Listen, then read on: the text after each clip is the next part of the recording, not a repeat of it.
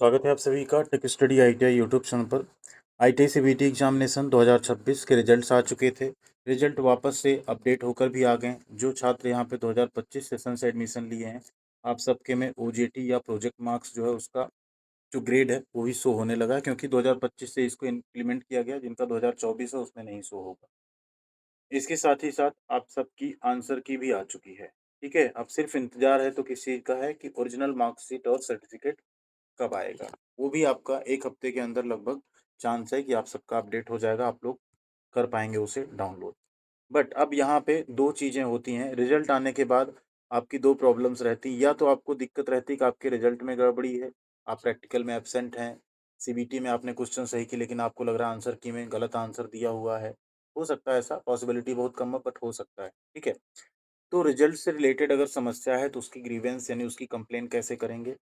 और profile correction है। जैसे आपकी फ़ोटो गड़बड़ है, आपका नाम गलत है, डेट ऑफ बर्थ गलत है, मम्मी-पापा का नाम गलत है, तो उन चीज़ों को कैसे करेक्ट कराएँगे, उसी के ऊपर ये कंप्लीट वीडियो होने वाला है। तो वीडियो को पूरा देखिएगा तभी आपको पूरी जानकारी मिल पाएगी, अदरवाइज़ अधूरी जानकारी में आप गलती कर सकते हैं। ठीक है? तो वीडियो को प्लीज़ आप लोग लाइक ज़रूर कीजिएगा। लाइक का टारगेट ज़्यादा नहीं, सिर्फ़ और 100 रखते हैं, 100 लाइक आप लोग पूरा कीजिएगा। चैनल को सब्सक्राइब करके बेल आइकन को दबा लीजिएगा और हमारे साथ अगर आप व्हाट्सएप और टेलीग्राम चैनल पे नहीं जुड़े हैं तो काफ़ी कुछ आप मिस कर जाते होंगे। ज़रूर जुड़िएगा, कमेंट सेक्शन में लिंक हमने पिन कर दी है। वहाँ पे सारी अपडेट, इन्फॉर्मेशन, फॉर्म भरने की लिंक, पीडीएफ सब आपके साथ हम शेयर करते रहते हैं। साथ ही साथ आप वहाँ डायरेक्ट हमें कोई कमेंट या रिप्लाई भी कर सकते हैं, क्वेश्चन भी पूछ सकते हैं, उसका आंसर भी आपको ज़रूर हम प्रोवाइड करेंगे।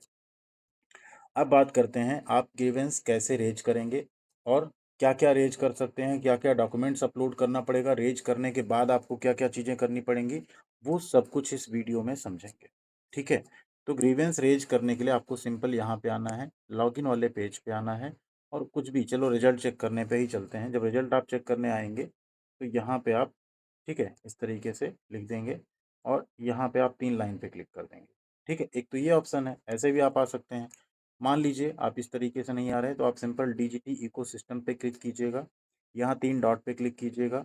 यहाँ आपको देखिए एक ऑप्शन मिलेगा ग्रीवेंस का, ठीक है? इस पे आपको क्लिक करना है। अब एक ऑप्शन मिल रहा है रेज़ ग्रीवेंस का, एक ऑप्शन मिल रहा है चेक स्टेटस का। तो आप क्या करेंगे? रेज़ ग्रीवेंस पे आएँगे, ठीक है? जब आप रेज़ ग्रीवेंस पे आएँगे तब यहाँ आपसे पूछा जाएगा स्कीम का नेम। अगर आप सीटीएस यानी आईटीआई स्टूडेंट हैं तो आप यहाँ पे क्लिक करेंगे। और एक चीज़ ध्यान रखिए, ग्रीवेंस रेज करने की जो रिजल्ट से रिलेटेड ग्रीवेंस है उसकी रेज करने की लास्ट डेट जो है 31 अगस्त है, उसके बाद आप नहीं रेज कर सकते।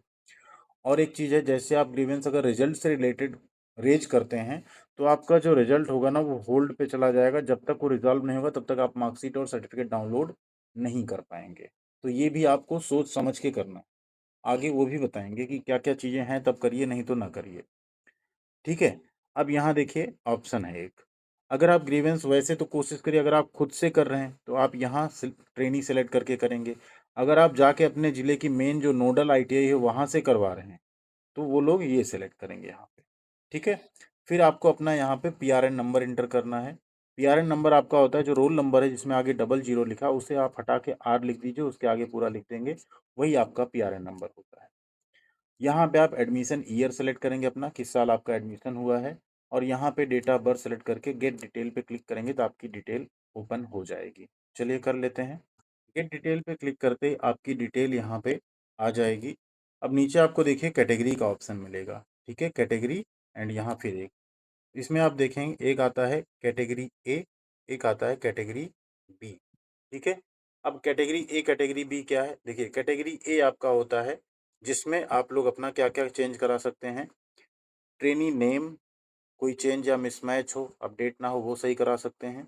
डीओबी इनकरेक्ट या मिसमैच हो उसको करेक्ट करा सकते हैं। जेंडर मेल या फीमेल गड़बड़ हो गया उसको करा सकते हैं। फोटोग्राफ इनकरेक्ट या ब्लर हो उसको सही कर सकते हैं। ठीक है? कैटेगरी बी आपका क्या है? तो कैटेगरी बी में जब आप आएँगे तो कैटेगरी बी आपको देखने को मिलेगा कि इसमें आप क्या-क्या कर सकते हैं। इसमें फादर्स नेम चेंज या मिसमैच हो तो करा सकते हैं, मदर्स नेम में करा सकते हैं करेक्शन, कैटेगरी आपकी गलत हो तो सही करा सकते हैं, ईमेल आईडी अपडेट करा सकते हैं, मोबाइल नंबर चेंज कर सकते हैं। ठीक है? इतनी चीज़ें यहाँ पे हैं।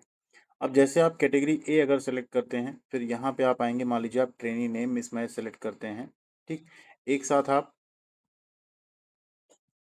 2 ग्रीवेंस 3 ग्रीवेंस भी रेज़ कर सकते हैं, ठीक है? मान लीजिए आप ट्रेनी नेम और डीओबी दोनों आपने किया, तो अब आपको यहाँ आना है। आपका जैसे यहाँ पे नाम है, ठीक है, इस नाम में क्या गड़बड़ी है, उसमें आपको क्या करेक्शन कराना है, एक्चुअल नेम आपको क्या करना है, डीओबी में आपकी क्या गड़बड़ी है, करेक्टेड डीओबी आपकी क्या है वो आपको करना है। और इससे रिलेटेड आपको सपोर्टेड डॉक्यूमेंट अपलोड करना पड़ेगा, जिसमें आपका 10th का मार्कशीट या सर्टिफिकेट आप यहाँ पे अपलोड करेंगे, और अदर डॉक्यूमेंट आधार कार्ड या कुछ और भी चाहें तो आप अपलोड कर सकते हैं यहाँ पे। बट डेट ऑफ बर्थ और नाम का प्रूफ आपका 10वीं की मार्कशीट या सर्टिफिकेट होता है, उसी को आप यहाँ पे अपलोड करेंगे।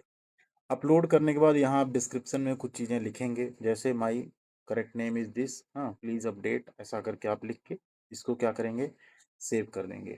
आपका ग्रीवेंस रेज हो गया है। ठीक, कोशिश करिए अपने आईटीआई से बात करके कराइएगा। ये हम अभी प्रोफाइल ग्रीवेंस की बात कर रहे हैं, आप अपना नाम, जेंडर, ये सब चीज़ कैसे चेंज कराते हैं अगर आपका कोई मिसमैच है उस केस में। ये करवा लेने के बाद आपको अपने नोडल आईटीआई जाना है, और वहाँ पे आपको अपना जो आपने प्रूफ अपलोड किया है उसे सबमिट करना पड़ेगा, उसका ओरिजिनल दिखाना पड़ेगा, और उसे वहाँ पे लॉगिन करा के अप्रूव कराना पड़ेगा। वहाँ से आप अप्रूव कराएंगे, इसके बाद आगे अप्रूवल होगा, एंड पूरा अप्रूवल होने के बाद आपका स्टेट डायरेक्टरेट से अप्रूवल होगा, एंड सारा अप्रूवल होने के बाद आपका फाइनल यहाँ पे करेक्शन हो जाएगा। और आप उसका स्टेटस जब चेक करते रहेंगे तो आपको दिखाएगा भी कि अभी आपका क्या स्टेटस है, किस लेवल पे पेंडिंग है। वहाँ से आपका अप्रूव होने के बाद आपकी चीज़ें जो होंगी वो सुधार उसमें हो जाएगा। जो आपने ग्रीवेंस रेज किया उसका स्टेटस चेक करने के लिए आप चेक स्टेटस पे जब आएंगे तो यहाँ आप आएंगे तो ग्रीवेंस आईडी या तो 11 नंबर एंड आप चेक कर सकते हैं स्टेटस क्या है। ठीक है, तो ये चीज़ हो गई आपकी प्रोफाइल रेज करने का तरीका। इस तरीके से आप अपना प्रोफाइल का रेज कर सकते हैं, उसमें कोई करेक्शन करा सकते हैं। अब आते हैं रिजल्ट से रिलेटेड, आप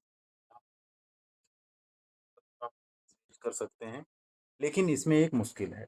मान लीजिए आपका प्रैक्टिकल में एब्सेंट लिखा है और आप एक्चुअल में प्रेजेंट थे, तब तो आप ग्रीवेंस रेज करिए अगर वो करेक्ट नहीं हो रहा है उस केस में। सीबीटी में आप अपीयर हुए थे लेकिन वहाँ मार्क्स आपका ना दिख रहा हो तो आप ग्रीवेंस कर सकते हैं कि आप अपीयर थे तब भी नहीं दिख रहा है। लेकिन इन केस आप मान लीजिए जैसे पासिंग मार्क है थ्योरी में 33 है, एम्प्लॉयबिलिटी स्किल में 17 है, अब यहाँ आपका 28 या 26 नंबर आया, यहाँ आपका 12 नंबर आया, और आप सोच रहे हैं कि नहीं यहाँ पे हम कर दें नंबर बढ़ जाएगा, तो पहले आंसर की डाउनलोड करके मिलान कर लीजिएगा।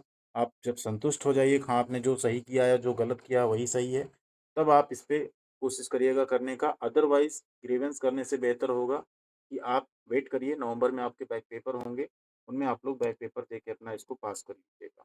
जो छात्र फर्स्ट ईयर में किसी रीजन से बैक लग गया, कोई बहुत बड़ी बात नहीं, आप सेकेंड ईयर में प्रमोट हो चुके हैं, पढ़ाई कीजिए।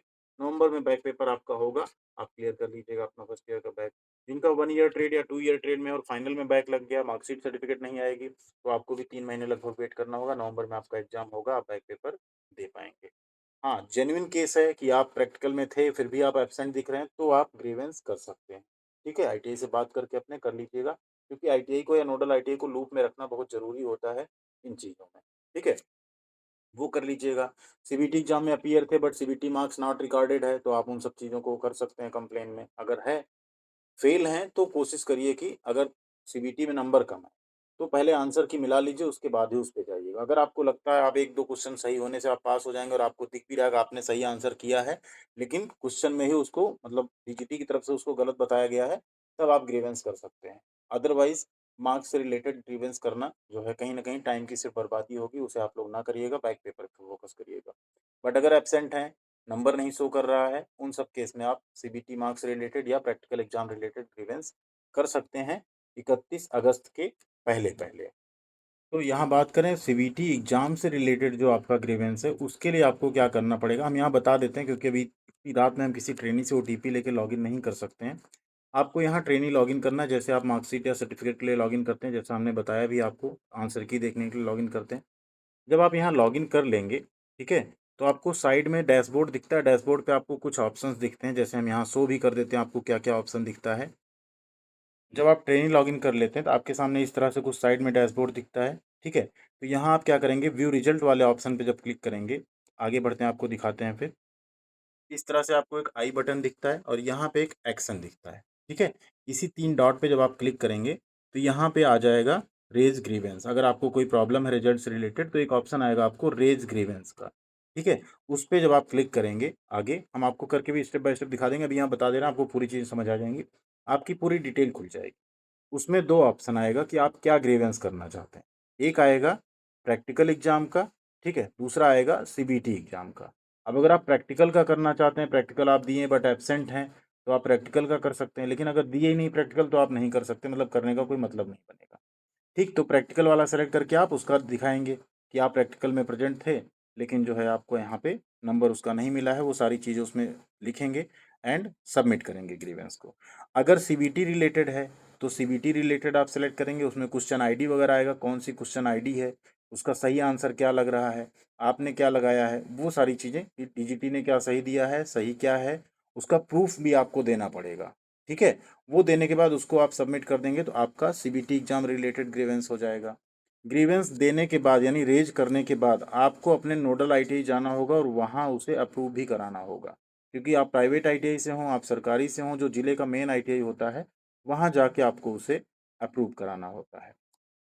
एक हमारी अपील आप सबसे होगी, अगर आपका सीबीटी एग्जाम में 2 नंबर 4 नंबर 5 नंबर से आप फेल हैं तो मत करिएगा, क्योंकि इतने साल से सेम क्वेश्चन पेपर आ रहा है, सब कुछ हो रहा है, तो आंसर्स मतलब गलत होना बहुत ही रेयर है। 1-2 क्वेश्चन का हो सकता है तो आप उसका रेज कर सकते हैं, 1-2 नंबर की बात हो, लेकिन अगर 4-6 नंबर से आपका रुका हुआ है तो फिर ग्रीवेंस करने से आप पास नहीं हो पाएंगे, आपको बैक पेपर की तैयारी करनी पड़ेगी। ठीक है, रही बात प्रैक्टिकल एग्जाम की, अगर जेन्युइन केस है, आप एक्चुअल में प्रेजेंट थे बट एब्सेंट दिख रहे हैं, तो आप उसका रेज कर सकते हैं। उसमें आपका आईटीआई जो होगा उन तक जब हो जाएगी चीज़ें, वो देखेंगे, उसको सबमिट करेंगे, अपलोड करेंगे, उसके हिसाब से आपकी चीज़ें फिर अपडेट होंगी। ठीक है, तो यही था पूरा यहाँ पे प्रोसेस आपका प्रोफाइल ग्रीवेंस का, नंबर के ग्रीवेंस का। इस तरीके से आप लोग रेज कर सकते हैं, अपना अप्रूव करा सकते हैं, अपनी प्रोफाइल को, अपने नाम को, अपने पापा के नाम, मम्मी के नाम, date of birth, gender, photo, किसी भी चीज़ के मिसमैच को आप जो है इस तरीके से करेक्ट करा सकते हैं। प्रोफाइल में कैटेगरी ए कैटेगरी बी 2 थी। कैटेगरी ए में आपकी सारी डिटेल थी, कैटेगरी बी में मम्मी पापा का नाम हो गया, जेंडर हो गया, फोटो हो गई, ये सारी चीज़ें थी। ठीक है, तो उसे आप लोग करेक्ट करा सकते हैं। बाकी आपका कोई क्वेरी, कोई डाउट हो तो कमेंट सेक्शन आपके लिए बिल्कुल ओपन है, वहाँ पे आप लिख सकते हैं, वहाँ पे आपकी जितनी हेल्प हो सकेगी हम ज़रूर करेंगे। थैंक यू वेरी मच, ख्याल रखिएगा अपना, मिलते हैं अगली अपडेट के साथ अगले वीडियो में।